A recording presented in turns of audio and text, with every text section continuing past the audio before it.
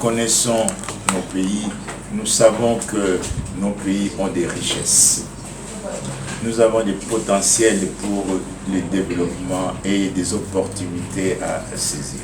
L'activité qui nous fait vivre, qui nous fait nourrir, nous disons, c'est une activité pour des personnes qui sont mal habillées, qui se promènent parfois toute la journée pieds nus, des pieds très très sales, parfois ils ne savent même pas parler français, ils parlent des dialectes un peu éloignés, etc.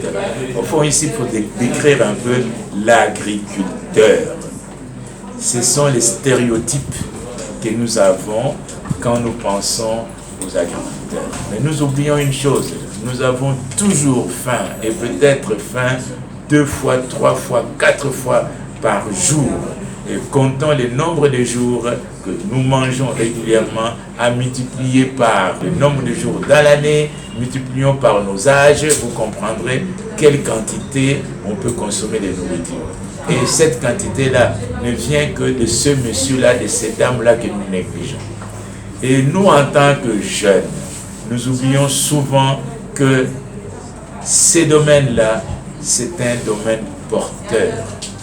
C'est un domaine où il y a beaucoup d'innovation. On peut aujourd'hui mécaniser, on peut numériser, on peut tout faire et avoir vraiment des produits qui sont dignes de ce nom. Chez nous, le chef de l'État, ayant compris l'importance de l'entrepreneuriat, surtout entrepreneuriat de jeunes et de femmes, il a mis en place tout un programme. Ce programme, c'est le PRONADEC. Programme national de développement de l'entrepreneuriat congolais.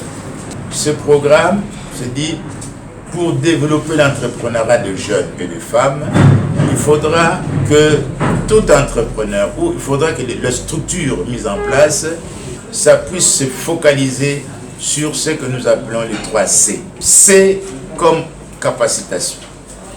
C'est-à-dire, l'entrepreneur, même s'il a étudié, il a un bon bagage, etc. Mais est-ce qu'il connaît vraiment l'entrepreneuriat? Il doit être formé. Le deuxième C, c'est le crédit.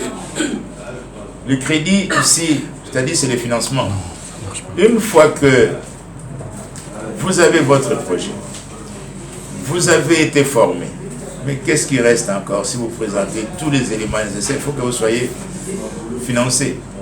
Et le financement ici, puisque vous avez été formé, on vous apprend comment réduire en fait les risques. Réduire les risques pour que votre entreprise soit pérenne. Pour le crédit, le financement, il y a le FOGEC.